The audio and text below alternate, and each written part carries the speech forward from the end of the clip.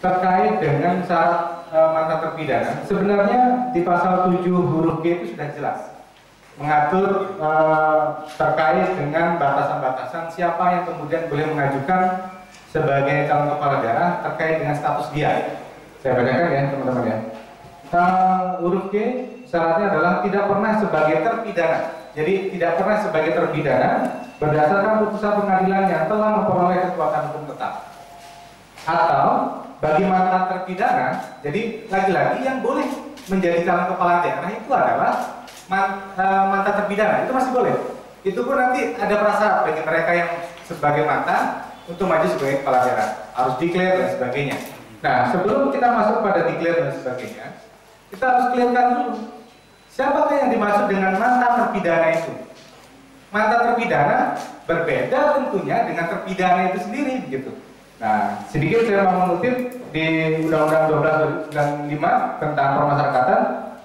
Yang namanya terpidana itu seseorang yang dipidana berdasarkan putusan pengadilan yang telah berkekuatan hukum tetap. Artinya, mau dia bersyarat, tidak bersyarat, bebas bersyarat maupun tidak bersyarat, gitu ya, yang bebas bersyarat itu mereka adalah terpidana, begitu.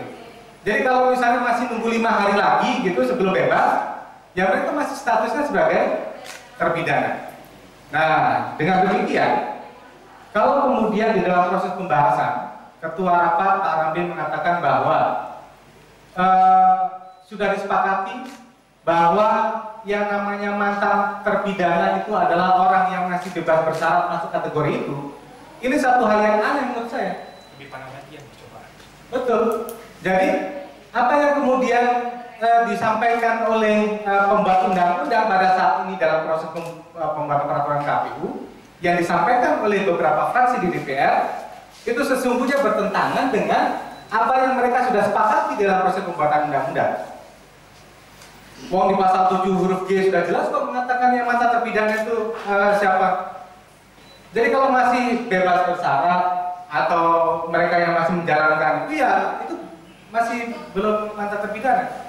Jadi orang-orang yang kategori ini dia nggak masuk kategori memenuhi pasal 7 huruf G ini gitu.